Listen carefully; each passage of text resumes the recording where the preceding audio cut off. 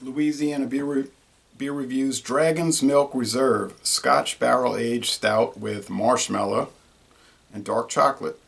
New Holland Brewing was established in 1997. We get the regular one here, and we get the white stout, but not these other variants for some reason. 11% alcohol. IBUs are 30, so it's not particularly bitter. So 2020 Reserve number 2. This was given to me by John and Neely. Thank you, John and Neely, for this bottle. What a gift. Bottled on May 14th, 2020. So, about 2 years old. 2 months old, I mean to say, in 2 years. But of course, at 2 years, it'd probably be all right. Stout with natural and artificial flavors. Oh. A blend of Highland and Speyside Scotch barrels bring just a hint of peated smokiness that accentuate the roasted notes of our signature stout. All right, so I would like to watch the video reviews for this. I don't know how many there are. I don't think there's too many yet. Will be more. They're cutting the grass next door, so about time. It's got kind of high. Anyway, so I get some flack, not too much, nice smoke, from people saying you review all these flavored ales, flavored malt liquors, flavored beers with artificial flavoring and all that, and I do kind of look down on them in a way using artificial flavor. But here's an expensive craft beer they use an artificial flavor, so that's the world in which we live, 2020. A lot of bad stuff going on this year, you know, so hopefully it'll get better. God willing, it will. Not much head of foam here. Brown, yeah. Just some really medium to dark brown, not super dark. Sorry about that riding mower, but I could see they're out there messing with it. I was going to sit outside. It was too hot anyway. It's extremely hot. I think they might be having a little trouble getting it running properly. And they're master mechanics, and I'm not saying that in a sarcastic way. They really are. Those guys can fix anything.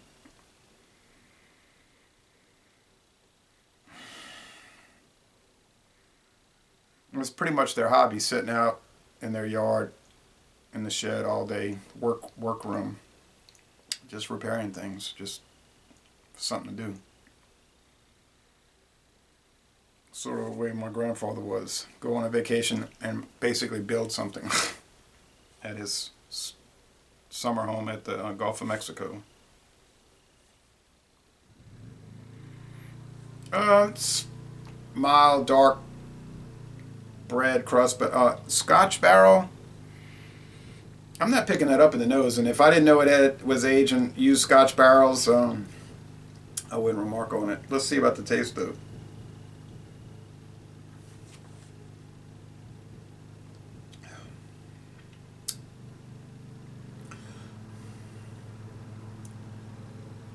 Maybe there's an underlying Scotch, but really you get the marshmallow and the, what do they say, chocolate? Yeah, with marshmallow and dark chocolate. So what you mainly get with this is just the flavorings, along with the dark roasted malts, the bread crust taste.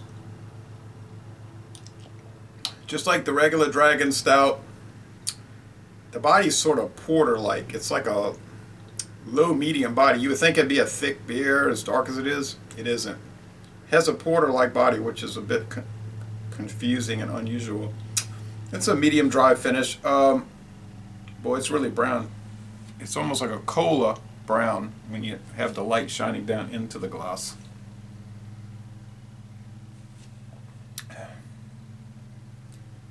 There's also a strange peanut butter flavoring, like you get with these peanut butter flavored beers, which uses sort of artificial peanut butter flavoring, which tastes more like a salted pretzel than peanut butter. I don't know, that flavoring's not too good. 85 out of 100 on Untapped. Beer Advocates saying 92, outstanding. Rate Beer doesn't have enough ratings to even give it a score. They have like 5 ratings. So it's okay. Honestly, Another weird thing about Dragon's Milk, if you look on the Pabst Brewing Company website, their shabby website, um, they have a section called Our Portfolio where they show some of what they make or own, but not all of it by any stretch. But one of the beers they list is Dragon's Milk as one of their beers. So I don't quite understand the relationship with Pabst Brewing and Dragon's Milk, but there's obviously a relationship. Just like years ago, Paul Honor USA had Dixie beer listed as one of their brands. I guess that was for distribution reasons. So it's kind of strange, but anyway, I'm more into what now Untapped 85 on Untapped is more like nearly world class. Really, the way they score stuff, I've noticed. The most outstanding beers. Everybody else is saying it's nearly world class. They might have 69, 72. It's kind of an unusual scoring regimen, but for a raw score out of 100, I think I would go with about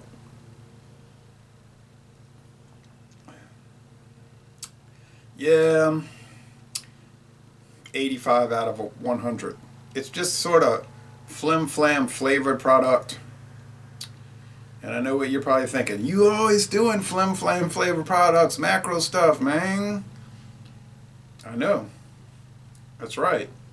They're easily accessible. They're cheap. And in many cases, many cases, they're as good or better than this. And that's the honest assessment. I mean, those are like mostly tart, and fruit-flavored concoction type things. Many of them do use natural flavor. But, I don't know.